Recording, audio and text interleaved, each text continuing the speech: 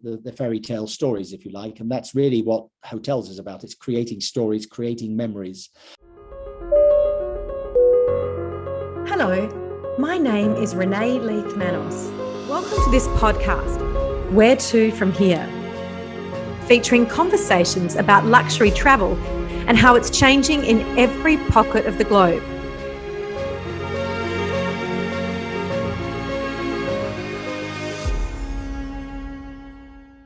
I'm speaking to Duncan Palmer today, who's the Managing Director of the fabulous five-star hotel, the Beaumont, in the heart of Mayfair, the very honeypot of London. Palmer has had an incredible 40-year career as GM of some of the world's finest hotels in both Asia and the UK. Duncan is drawn to destinations in the heart of Asia, like Hong Kong and China, and has been paramount to some quintessential flagship hotel developments like the Langham in London. As a lover of historical buildings, change and hospitality, he is really well positioned to give us some amazing insights into the future of luxury travel. Duncan, the last time I stayed in London, just before lockdown, was at your hotel. Very good, Renae. Well, we look forward to welcoming you back. The hotel's back open now for the last 10 days, and we're already running at 45-50% occupancy, which is very encouraging. Fantastic. And what's the vibe like in London? I mean, you are situated in one of the best locations in the heart of Mayfair, next to my favourite department store, Selfridge's. Is Selfridge's busy? Are people on the streets? What's happening? London has picked up quite a reasonable amount. Of course, the international travellers from the States are not in abundance right now, but the local clientele have really come into London to enjoy weekend stays. So hotels, weekend-wise, are doing their best occupancy. The streets are beginning to fill up, mainly with the locals, people coming into town a little bit more, having a little bit more confidence with all the COVID jabs that have now got up to such a high level here in the UK. People are feeling a lot safer. Our location, of course, the Beaumont, as you rightly say, being next door to Selfridge's, all the wonderful galleries and Hyde Park and so on. It's a great hotel to stay in from point of view of not having to go into public transport too often. And you can do a lot of things on foot from the hotel. 100%. And I mean, apart from cleanliness and apart from having all the facilities close to the hotel, what else are guests looking for now?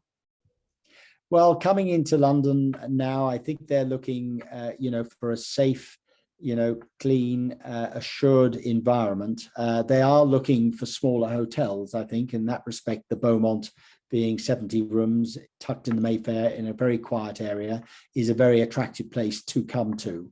The larger hotels are struggling because people just do not want to go into larger hotels right now with the present situation. So, the Beaumont is certainly, got a strong, sense of opportunity, I guess, with regards to the way London is opening up. And look, I have noticed that quite a number of hotels are converting the larger hotels, a lot of rooms, into actual apartments. And there's the Aman Hotel is opening in New York, and the whole top section is sort of permanent apartments. Do you think that's going to be a trend in this luxury travel sector? Well, I think as new developments occur, I think people are looking at the residential component very well from a return on investment point of view. So it's not unusual to have hotels having a residential component. I think hotels also, the way they design, are probably looking at longer stays. Maybe people are not going to jump around as much, really try to engage with the location they're in and spend more days there. That's certainly been the case in the first 10 days. Funnily enough, we're getting an indication that people are going for more luxury accommodation, higher room types, and are staying longer. We've had several people stay. I just had a couple this morning who delayed their trip going to Paris. They're just so comfortable here. They've decided to stay on another 3 days here in Mayfair at the Beaumont. Yeah, interesting. I think we're going to see a lot of changing habits like that. Yes, no, I think you will. I think the way people design hotels today will have a long stay component in terms of little kitchenettes and having facilities on tap to be able to deal with people staying longer stay. Well, particularly when the reality is that none of us know what's going to happen next. We don't, but we're fairly confident that in the next few months, things will open up. They're not going to be the same numbers. So if you have regular clientele who come 4 or 5 times to London, perhaps they're only going to come once or twice in the next 12 months. It will not be as regular. Here in London, I think we wrap our hands a little bit more around the European environment because people are closer to hand to travel. From Australia, from South America, where we have wonderful clientele, are not going to travel to London for quite some time. So from a business point of view, we are looking to Europe at the moment more on the short term basis, people being 10, 12 hours away from their loved ones. If you're traveling from the States to London, it's still quite a long time. So if they don't need to take the trip right now, I think they're looking more towards next year. So March, April, May next year, I think we'll see a fairly big impetus. And in the meantime, just gradual increases in occupancy and traffic as people get confident. Yeah, no, I agree. And look, I'm really interested. You've had the most fantastic career in hospitality. You've moved from the UK to Asia and back. What is the attraction for Brits to work and live in Asia? Well, I worked in Asia back in the early 80s and spent my time in Hong Kong, the Philippines, Thailand, and Indonesia. Spent my first 12 years with a wonderful luxury hotel company. And in doing that, I saw a lot of cultural differences between the different countries I worked in, but also in my business in hospitality, in particular, back in the 80s, the hospitality industry in Asia was very strong. The standards were very strong. I worked at the Oriental in Bangkok, worked at Mandarin Oriental for about 12 years. Then I came back and ran the Savoy in London. And I thought I brought a lot of skills back from Asia into the London environment in terms of how we serve people here in the UK. It was a little bit more formal. It was a little bit more compartmentalized in the way they set up hotels. And I think service standards in London in the last 20 years have increased, not just in hotels, in restaurants. Fashion has driven this as well. And it's become a very popular city now, London, as a place to go that you can really get wonderful galleries, you've got wonderful sites, you've got great hotels, and the standards are back up. But Asia has had an influence, I think, on the rest of the world in terms of hospitality standards, the way they set up hotels. And particularly food. I mean, they've really, the Thai food, even the Indian food. Yes, I think the gastronomic offerings also in London have become very much more eclectic. The Asian cuisines have come and stayed, and they do very good snack type meals as well. So in amongst, those heavy meals that we had in the UK in terms of our traditional restaurants, the Asian aspect certainly has changed things tremendously. But the chefs are true artists. They've done a wonderful job, both in the States or around the world for that matter. It's just prolific, the number of chefs that have come up. And I think aside from that, the beverage side has become very interesting as well. Whether you talk about serving coffees and teas in the right way, with the right coffee bean, you're also looking at drink service and beverage service. It's become very entertaining and really wonderful for our clientele. Well, a lot of the best bars around the world are in Asia now. They are indeed, though I do say that we did the world's #1 bar at the Langham in London when I was there 4 years running. We had some wonderful barmen creating wonderful drinks there. We've got a wonderful bar here now at the Beaumont called the Magritte, which is a wonderful clubby type destination bar with an outside terrace as well. So people are also enjoying cigar smoking as well outside. A lot of terraces have come into the forefront of people's minds as they go out and want to entertain guests and friends. They're looking to places with outside space. Yes, and I'm just seeing some pictures of it now. I mean, it looks absolutely beautiful. And that's a real transition from the last time I stayed there. There really has been quite a significant renovation. There has been, Renae. Thierry Despont, a world-renowned interior designer from New York. He was here just last week, and I've been talking to him about 1 or 2 additional suites we're going to be refurbishing at the hotel. We're also adding 29 rooms to the hotel at the back, but not disturbing the present hotel of 72 bedrooms. So we'll be eventually 101 rooms, but he's refurbished the public areas. He's redone the Colony Grill with some wonderful, colourful artworks. And we've created a brand new afternoon tea area called Gatsby's Room. It really is going to be a great place to have the grand English ritual of afternoon tea. Oh, I can't wait. I mean, the Colony Grill was always a classic. I'd always see someone famous whenever I dined there. It was always a wonderful place to just sort of while away a lot of hours and certainly not have a quick lunch. So it sounds like it's going to be even better.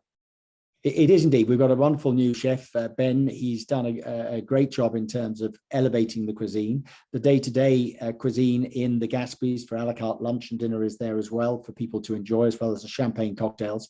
Correct me if I'm wrong. Doesn't he come from the Goring Hotel? Because Jeremy Goring's a friend of mine. He was indeed. He was at the Goring Hotel as head chef there before, also with the Zeta Group. He's really elevated the menu, and all our original old customers, we invited them back for the first 10 days, and they've enjoyed the cuisine so much. They really have, as well as the interior decorations. But the key thing for our hotel is we've got 140 staff that have returned to the hotel. Our owner fully paid their salaries while they were off. So it's a wonderful gesture. And the colleagues are, some of them work 5-6 years already in the hotel. So they really are giving that usual Beaumont service with a lift. They're so delighted to be back at work. That is phenomenal. That is just so fantastic. And look, can I take you back to Asia for a moment? Let's talk about Hong Kong and the Murray Hotel, because you were there at a very significant time. And I'm interested to know your views on Hong Kong in the future, because there's been some massive changes there. There has indeed. Firstly, on the hotel, to your first question, the Murray is a 1960s building, and we renovated the whole property as a luxury 5-star hotel. The Peninsula, the Mandarin in Hong Kong, is synonymous with some of the best service around the world, have been up amongst the best hotels for a long time. The Murray, I was there for 3 years, pre-opening and post-opening. It's a very stylish, modern, sophisticated hotel fitted into a 60s building, which is very unique. So, it's done very well. It's had problems, of course, Hong Kong, with the riots back in the late 2019 and then COVID. So it's not had an easy time, but and it needs to open up again, just like the other major cities in the world is challenged from a hospitality perspective. China is doing very well. Our company there, Wharf Hotel Group, had some wonderful properties that they have in China, and they're doing very, very high occupancies there now. And the Murray in Hong Kong and the other hotels in Hong Kong will come up over time. But like London as a destination, it's going to take 12 or 18 months to happen. That's right. From a political point of view, I'm not able to talk Sure. confident about that. But at the same time, things are changing. Things have changed from where it was. And it will come back again, I'm sure. It'll find its new ground, I'm sure, in its place. It's got some wonderful business people there, a wonderful population. The service standards are second to none when you start to talk about the top. And food and restaurants. Food and restaurants in Hong Kong. Wow. Interiors. They do. All the top chefs generally have a restaurant there. I wanted to ask you, the architecture at the Murray was spectacular. There is a huge renovation at the Beaumont. I know that you love working with new properties or developing, 5-star hotels. What's the secret? What's the key to getting great architecture, to getting a great result, and to really creating that beautiful 5-star hotel feel? Well, in my career, I've done several flagship creations, if you like. The Langham in London is the flagship of Langham Hotel Group. It was originally a hotel under the Hilton brand, but yet a wonderful Edwardian building dating back to 1865. So that particular hotel, first of all, it was understanding what the brand and how we create the brand, and then making the building speak to that in many ways. We employed a designer, Richmond International, who could understand what our brand positioning was and then convert the hotel in totality. We gutted 427 rooms and reduced the numbers into 380 rooms. We repositioned all the food and beverage. It didn't have a proper tea lounge. So again, part of our DNA, our brand, was to have afternoon tea in the Langham Group, which has now gone worldwide and is present there in Melbourne and Sydney. And then looking at the color pink was a unique color to use. That would stand out for us as a brand, the fairy tale stories, if you like. And that's really what hotels is about. It's creating stories, creating memories, and so forth. So we created a whole brand documentation. We created the right design spaces within the hotel and said, look, we've got to have this type of arrival experience, brand experience in terms of concierge, the afternoon tea, the restaurant side had to be positioned in a certain way. The bar could be slightly off-piste, but we wanted the lobby, the lift lobbies and the rooms to be very residential in feel, and then always to have a restaurant central in the hotels that has a residential feel that can be something for the residents all the time. So it is about working with architects, interior designers, but being true to what your story is all about. The Murray was a very different one, 1960s building, a wonderful architect who did buildings of that era. And of course, with that, we felt a more contemporary treatment of that hotel, yet being sophisticated was the right way to go. So we created 65 square meter rooms, 330. Again, restaurants and bars that spoke to the brand itself. And it's a really iconic building in many ways, set on Garden Road. And again, it was like the Langham, but a very different story to tell. And these are about putting the right people together, the right service standards, and creating the right feeling for the customer. One of the hallmarks of your very successful career has been that you really opened up five-star hotels in an era where really the restaurants and bars were only for the people staying there. Talk me through that. Well, at places like the Savoy, I went as general manager there in 1995, albeit some time ago. It was just on the cusp of the fashion industry, the retail industry taking an uplift in the UK. New York was very much far ahead, and London knew that they were behind, and they felt that they really needed to make a move. I think chefs, iconic chefs, have really made a tremendous push into hotels. The Marcus Warings, Gordon Ramsays, and everyone has different opinions of different chefs. But at the end of the day, the international chefs have really pushed the envelope in terms of creating destination restaurants and bars. They've come into hotels, they've transformed hotels, they've opened hotels up. And if you look at the Savoy, the Connaught hotels that I've run, by bringing chefs in, they have opened those places up for the general public, more so than residential. But it has been a strong play with the design. And then bars, those barmen around the world, what they've done artistically is wonderful. The products that you can get is really great. And I think design, the products, manufacturing products around the world, has also techniques of making products, has made restaurants and bars more interesting to go into, hotels more interesting to go into. And people can see the long-term investment in hotels, that if they do spend money, they can get the earnings up and get earnings up as well. I do agree. But look, you're not giving yourself enough credit, because I know that at the Connaught, when you were there, I mean, it was a number of years ago now, but you were the one that introduced an electronic booking system. This is long before booking.com and all of the Travagos and the sites we have now. I mean, talk me through that. It's hard to believe that didn't exist once. Yes, well, in 1998, when I arrived there, computers were all abundance. I remember going to Harvard University and being introduced to the Macintosh computer with my Harvard 13-week course there. But 1998, as late as that, when computers were well around, the Connaught still had a booking system. It had a book, 3 pages, 30 dates at the top, then 1 to 30, 30 to 60, 60 to 90, 90 rooms in the hotel. And it was a pencil and a rubber. And that was reservations. And it was a clientele. Just tell me, were there a lot of mistakes in that era? There must have been. Not really. It was a pencil rubber. You knew what you were doing, and the booking was either in or out. One way or the other. You had to be known. The Connaught was one you cannot get in. It used to say the Connaught. It didn't even have a telephone number on the brochure. So one of the key things that I did was to send off the hotel manager then on a international escapade around the States to broaden the hotel's opportunity for distinguished clientele to stay in there. And at that time, we moved this manual book out, put it to one side, and then put in the computer. They were very anxious, the staff at the time, wanting to run both systems at the same time. Like, hey, guys, you've got to move this aside. It's got to move. We got to move on. So a very interesting time, but it's a wonderful hotel even today, 20 years on. It has evolved in a great way, as I've alluded to earlier, from a design perspective, from a service perspective. They've added facilities, and that's what we've done at the Beaumont as well. We're, now 4 restaurants rather than just the one. So absolutely, and they're all open. And as a tourist not staying there, you can still experience the hospitality of the brand and go there and really experience the luxury, which is wonderful.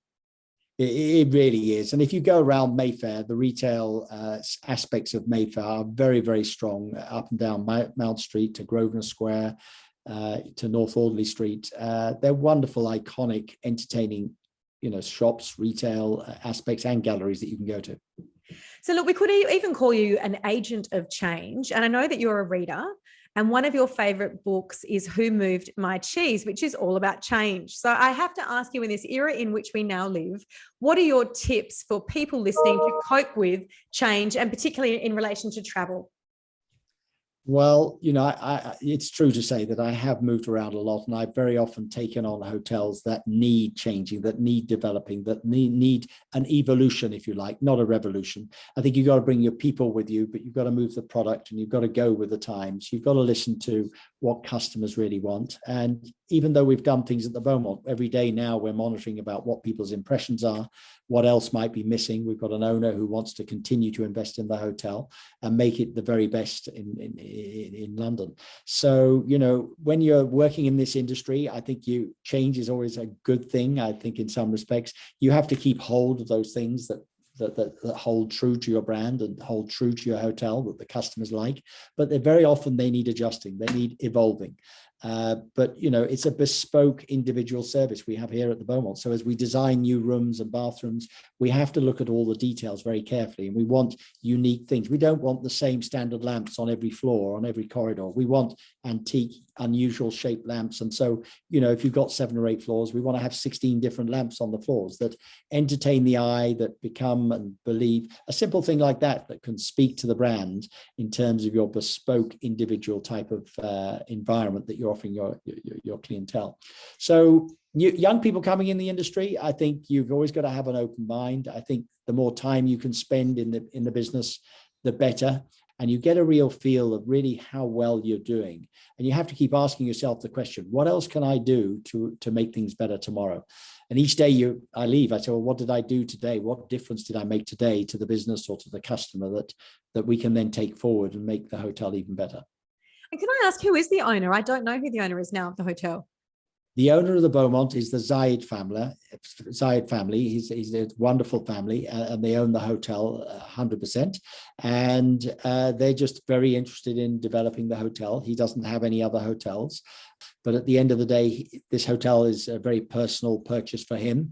He's a private owner, but he's somebody who entertains and travels the world and knows, what luxury should be. So I'm happy to come here and help him to move this hotel in that direction with the team. We've got a great team of ambassadorial type of staff that know what quality about, know what discretionary service is about. And I think we're evolving now to what customers really want going forward, very bespoke itinerary. People are planning ahead for their travel. They really want to go somewhere. I think they are beginning to think about the time and how they're going to get from one place to another and how they can get something out of it. So I think that's our responsibility now to sort of evolve and change the way we interact with the customers and give them those experiences, help them through that. I think the days of, at least at the moment, of traveling, to London from Australia for 2 weeks and going to 5 different countries are on hold. I think you're right. Less number of destinations. They're driving a little bit more deeper into experiences they can have, whether it's east, west, or north of the city. They may take a few days outside, but again, they're looking to us to provide them with unique experiences, unique places they can stay where they can get the same type of bespoke experiences and have things that they can take home. I think trips like you're alluding to here are good trips when you go home with lots of memories, and to be able to make sure that you come back home with something that say, well, that was we pushed the envelope. We didn't just do the normal thing. We really did go out and research and engage with the environment you're staying in. Well, 100%. I mean, travel is about creating memories. And I know you're a dad of young children. What is your ideal trip to create those memories? Well, yes, I've got a child, children for 8, 7 years old, and they love beach holidays, of course. I've got my own residential second home in Devon, and so they love the environment of mixing in with beaches, as indeed you do in Australia, of course.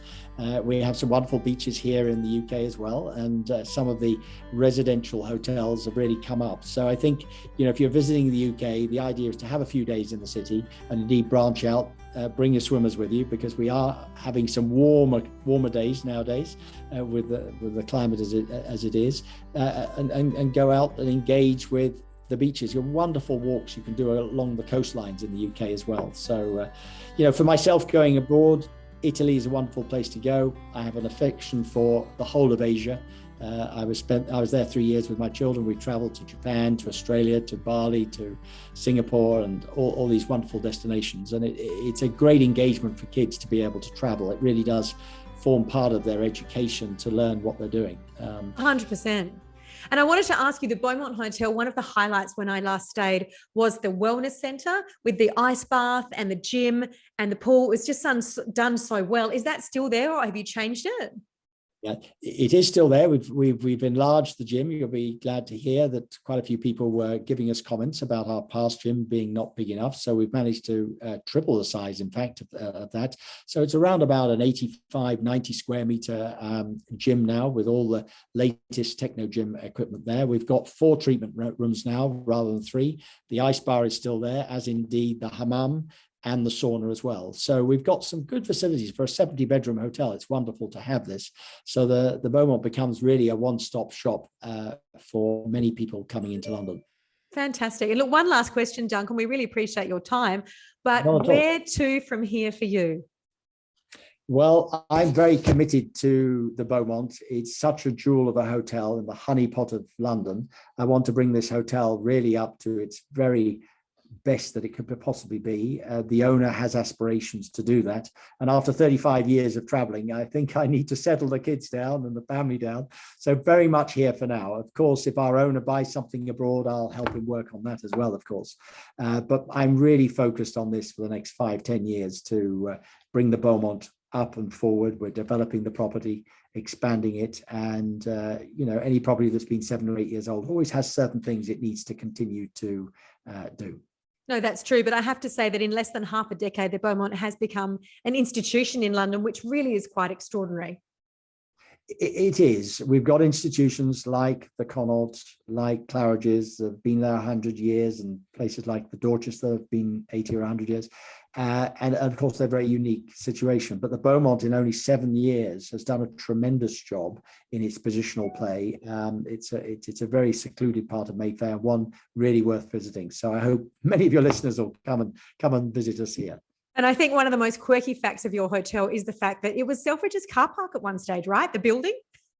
It was indeed. You could drive your Avis car there and drop it off in the hotel. 1920s building, but quite unique.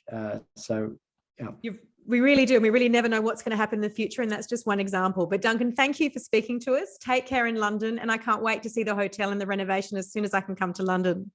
Thank you, Renae. It's been wonderful to speak to you and your readers. We're excited about the future. It'll take time, but we look forward to welcoming everybody here to the Beaumont. Excellent. Thanks, Duncan. Thank you. Don't forget to subscribe here and follow us on Instagram and Facebook for regular travel updates. You can also hear our episodes on Spotify and Apple Podcasts.